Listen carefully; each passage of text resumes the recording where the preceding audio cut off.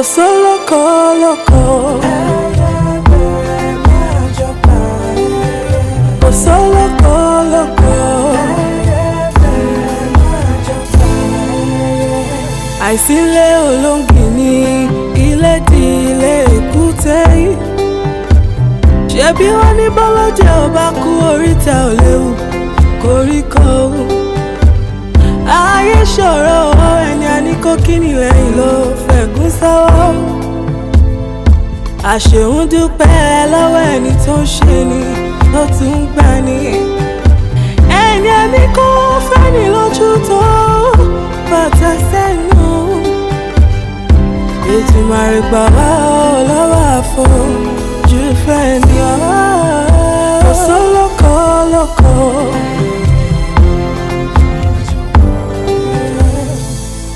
Bírọ̀bá lọ́lọ́gún ọdún ọjọ́ kan lòtítọ́ bá igi àbáfẹ̀yìntì ẹ̀gún ló fi ṣẹ̀ṣọ́. Ìmùtẹ́rí ẹni kà kò jálè gbòòrùn àṣebí o. Bí kò ilé ò bá pa nítòde o lè wọlé tán ni o. Ìmùtẹ́rí ẹni kà kò jálè gbòòrùn àṣebí o. Ìmùtẹ́rí ẹni kà kò jálè gbòòrùn àṣebí o. Osoloko loko.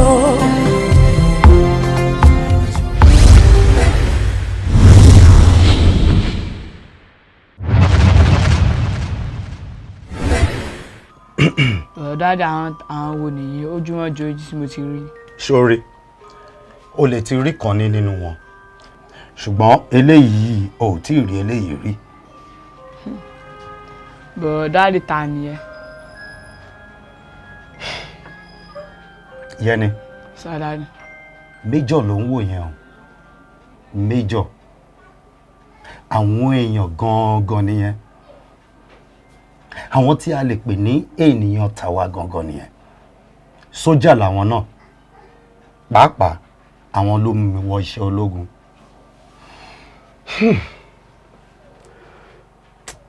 Ikú ló bọlá jẹ́. Dáàdì ṣáà ti kú ni sà. Yẹni. Sàdáàdì. Wọ́n ti papòdà. Kí ló dé ló ń pè mí? Ó dẹ̀ ní sùúrù náà. Ó friend mi sọ tó máa sọ kí n tó já ẹ̀ dànù kó lórí fóònù. Ok. Jọ Yétúndé ńkọ́? Mi gbọ́n tó sọ. Má bínú. Mo ti try láti reach ẹ̀ mi ò dẹ̀ succeed. Mo á fi pé ọ̀nà tí mo tún lè gbà reach ẹ̀ ni pé kí n pè ẹ́.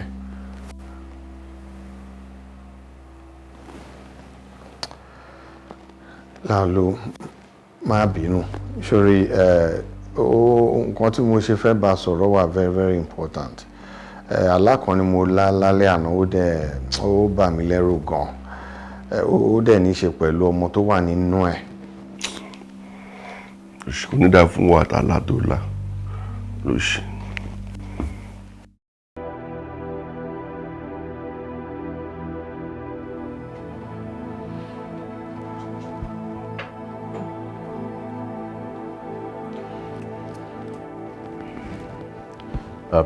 Pẹ̀lú gbogbo àwọn test tá a ti ṣe fún wa I think he's fine. Ta ló fine? Olórí of course. Tí gbogbo test ẹ bá ń deceive ẹ ṣé ojú ẹ deceive ẹ ṣé olórí eléyìí fine àbó rí ni. Mi wò pé bóyá fatigue ni wọ́n ní tá bá fún wọn time kí wọ́n rest díẹ̀ tó bá dẹ̀ tún ṣe díẹ̀ sí ká tún yẹ̀ wọ́n wò. Fatigue ṣé igi wo ló là omi wo ló ti ń pọn látàárọ̀ tó fi ní fatigue. I'm sorry sir kan tí mo lérò pé ó ń ṣe wọ́n for now nìyẹn.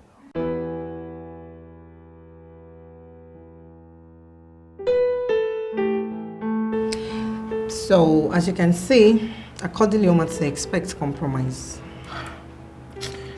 See, to say the fact, yeah, we let him fall. Kí ló tún ṣe é?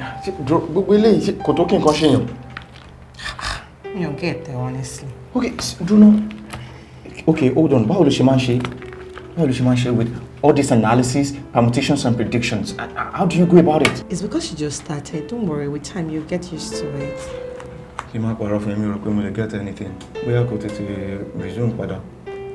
Má yé mi lórí pẹ̀lú gbogbo kíní mi, I'm not understanding again. Ilé òṣì. Níbo ló ń lọ? Tètè padà sórí bóyá tó bá padà wí ni a lè. Man. Really? O lè ní òun fẹ́ ṣiṣẹ́. Ní kí n yíra mi lórí pẹ̀lú calculations. Mo lè Mo mọ́lẹ̀ níbi kan ní hold up ni mo. Mo like color yìí náà. Bàbá yẹn ti ọ̀rọ̀ original mo dání láàárọ̀ ọjà yẹn. No, ọ̀rọ̀ original kọ́ mo sọ fún ẹ. I actually like this color. Bọ̀rọ̀ kìíní.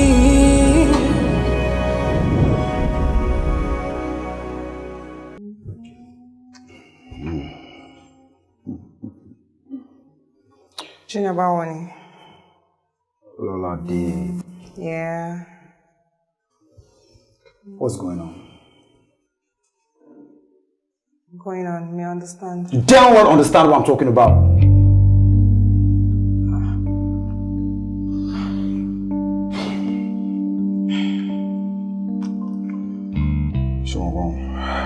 Má bínú pé mo raise voice mi bọ̀. Ṣé mo sọ fún mi pé wà ní leave now? Of course I am. So? So what? So téèyàn bá wà ní leave, wọ́n sọ pé ènìyàn ò lè wọ ọ́fíìsì ẹ̀ mọ́. I mean, what are you trying to say here? Oh, I see.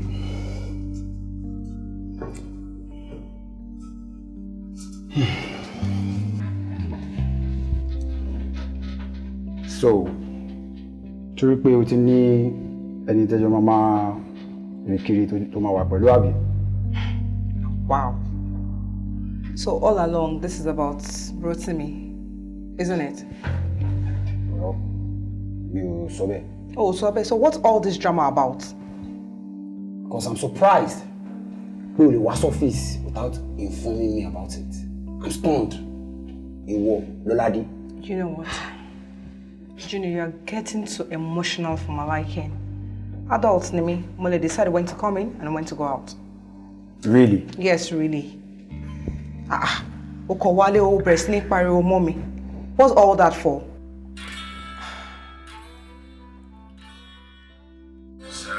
You need to excuse me right now. Hello, boss. Yes, on my way.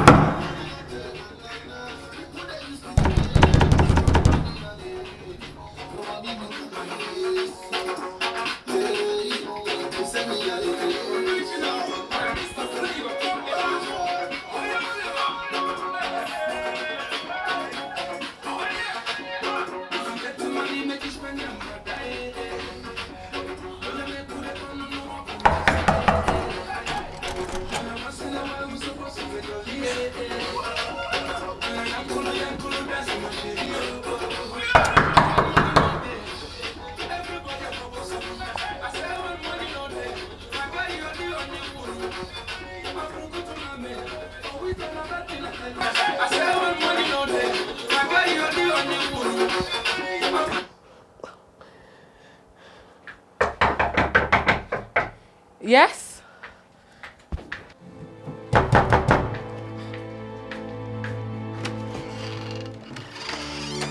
Bo, show you next time. You gbogbo roof ẹ yìí máa yọ. Kí ló ṣe? Gba lọ tọ́nà fún mi. Kí ló tó yọ? Àní kó lọ tọ́nà fún mi àbúrò. Wọ́n ṣe ẹ̀.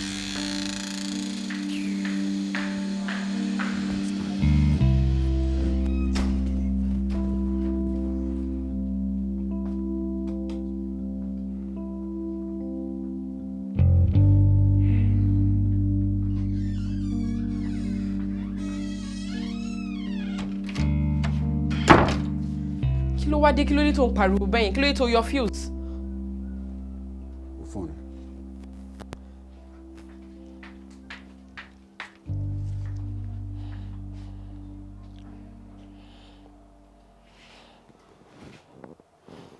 Kò dẹ̀ wá rí mi ìrí anything nù, ẹ́? Mi mọ̀ pé ó ti pẹ́. Yóò bínú. Ṣé lílo tí wọ́n ń bọ̀ báyìí? No, office. Are you for real? Ní time yìí? Kí ló ń ṣe l'office the time yìí? Tí bá kúrò l'office ni mo fẹ́ lọ. I don't understand. Oh, mi gan mi understand. Surely. Ó dà pé the whole world conspire àti frustrate me. Ilé mi ò lè lọ. Office gan tí mo ní kí n ṣe oh get soon. What is it? Oh my won't here jare. Kí ló mean o lè bá mi sọ̀rọ̀? Kò ṣe I'm just not happy generally. Ṣé èmi wá ti wà lára àwọn tí ò jẹ́ kó wà happy báyìí? Ṣé tó bá wà pẹ̀lú wọn ṣé máa jókòó síbí báyìí? Pẹ̀lẹ́ ọkọ mi. Kí ló máa jẹ báyìí? Ebi ò tí pa mí. Mo ṣe wáyé mo kàn fẹ́ jókòó síbí báyìí kí n relax. Kí n shut the world out. Kí n wẹ̀. Kí n rest. Jẹ́ ká jáde. Ní time. Kí ni? Ibi tá ń lọ jìnnà náà, ṣé mo fẹ́ lọ pa ẹ́ ni? Ó dání bò. Chill. Ibi tá ń lọ jìnnà. Màá kó sáré wẹ̀ nsìn, àdẹ̀jọ́ máa lọ. Ṣùgbọ́n? Okay. Àbí ṣé ká jọ wọ bedroom? Mo máa ń like idea yẹn. Àwọn idea tó máa ń fún mi, wọ́n máa ń dùn.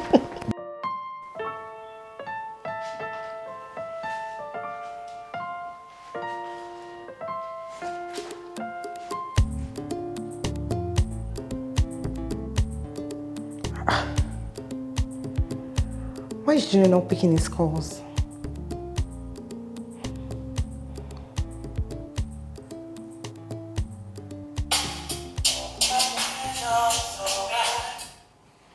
Hello, Rotimi.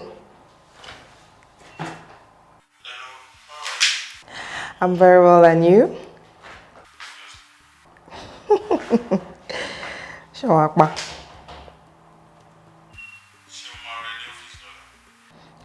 Wo? Office Lola. I have to touch down some places tomorrow, and she enjoy leave me.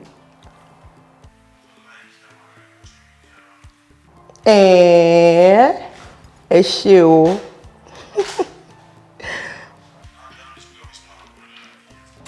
Whatever. You get over it, don't worry. All right, thank you so much, Maria. I appreciate calling. Bye. Rotimi. Barakini.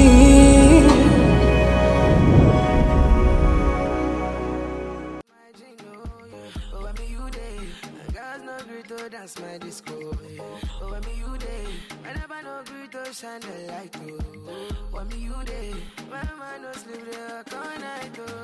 Oluwani, say na God where they make me the fresh like this. Oh, Oluwani, say na God where they give me the things I need. Oh, Oluwani, say na my life this I be telling me.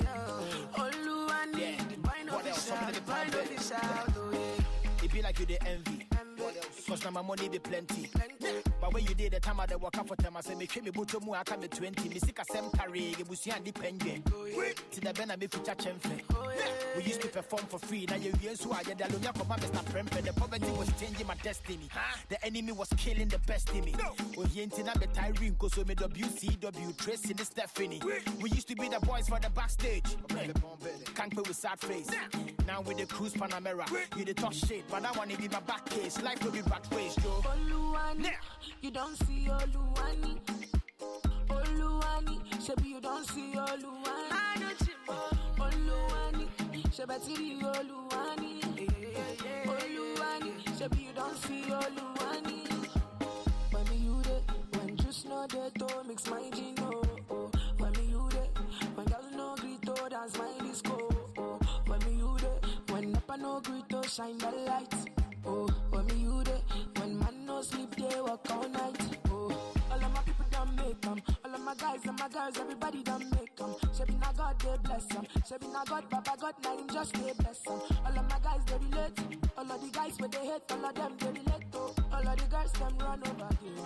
All of the girls them run over here. Yeah. Oluwani, you don't see Oluwani. Oluwani, shebi you don't see Oluwani.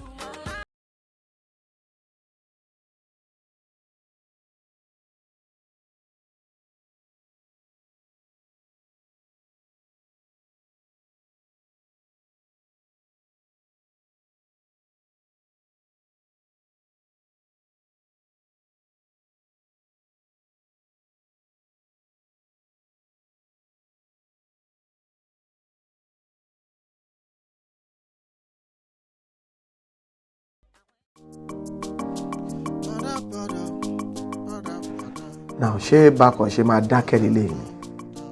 I mean, when someone just explains what is going on, all these mysterious deliveries, don't share it. We all got this information without any explanation.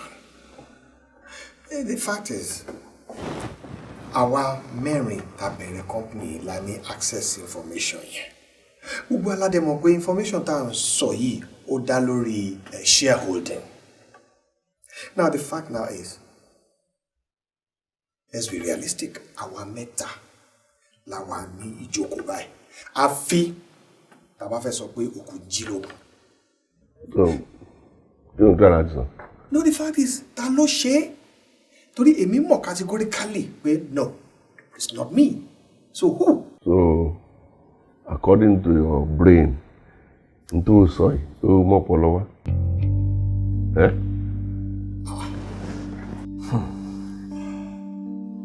The question is, who? Yes. Ẹ wo, gbogbo wa la kàwé. Gbogbo wa la dẹ̀ ká ọpọlọ. It is time to be blunt. Ká dẹ̀ sòótọ́ fúnra wa.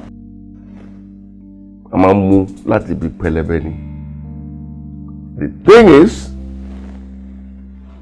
àwa mẹ́ta yẹn náà ni àárín wa ẹ̀ náà ni. Now, ẹ mọ̀ pé mo ti lọ sí Pàkúrọ̀ lọ́jọ́ba. Ní Pàkúrọ̀ ni mí. Ẹ dẹ̀ mọ̀ gbogbo challenges tó face mi. Àbẹ́ mọ̀. Títí kan death threats. Tí mo fight lójoojúmọ́. Tàdé ń já kílù lè dá. Ṣé mi máa ráyè gbogbo rádaràdà pé à ń gbé kinní kan post kinní kan sáwọn kan? Àbí wọ́n la fẹ́ sọ ni? Ẹ ṣùpọ̀. Tẹ́pọ̀ àmọ̀ pé wọ àti gubernatorial aspirations ẹjọ́ ń sùn ẹjọ́ ń jí bí ọkọ ìyàwó ni. Tá a mọ gbogbo wàhálà tí akọgun fún ẹ ṣe nínú pátì yín. Tàdé tí mo gbọ́ àwọn nǹkan tí àwọn other parties tún ti line up fún ẹbí challenges. Ṣé ìwọ wá ráyè kó máa gbé ọmọ ẹdí ẹjọ́? So, Mi ò ní sọ jù yẹn lọ. are you trying to accuse me? Ṣé mo dárúkọ anybody? Àbí òun suspect ara ẹni? Ṣùgbọ́n ó sọ̀rọ̀ ni.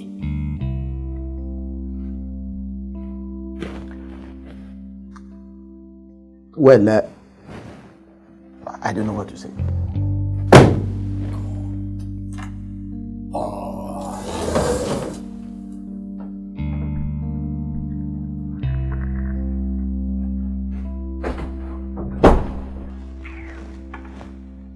kábíyèsí àbó ṣe é ṣe kó jẹ́ pé Dèjì ló ṣiṣẹ́ yẹn ni. Oh, look, that question is already answered. The new question ni wípé kí ló dé tó ṣe ṣe? What is he hoping to achieve? Kí ló objective ẹ̀?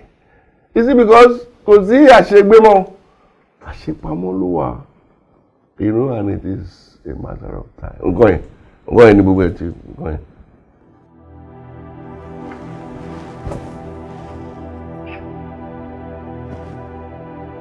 bọ̀rọ̀ kìíní.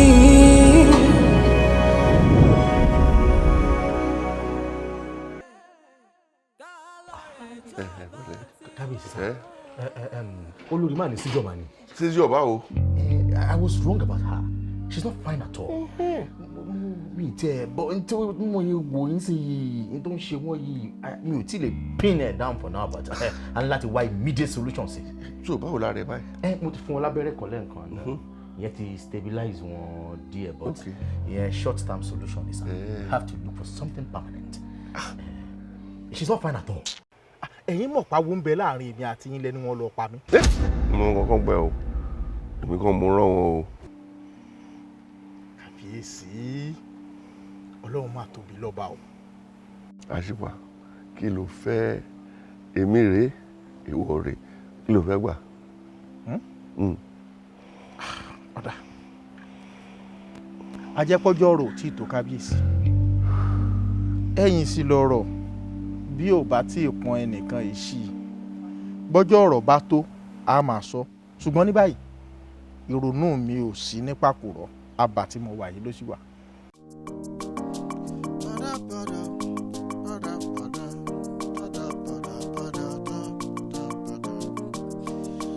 àjọ jẹ ní ìkọ̀kọ̀ àjọ mu ní gbangba àjọ ń jẹ gbádùn ayé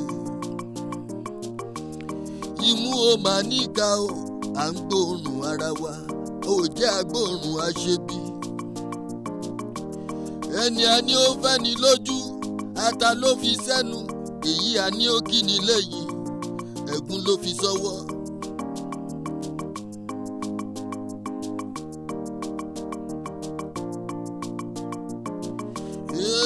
ẹni a fẹ́ la mọ̀ a ò mẹ́ni tó fẹ́ ni ara la mọ̀ a ò mọ̀nú yé o ọ̀dàlẹ̀ ọ̀rẹ́ o ọ̀dàlẹ̀ ọ̀rẹ́ o ọ̀dàlẹ̀ ọ̀rẹ́ ọ̀rẹ́ onírìkíṣí.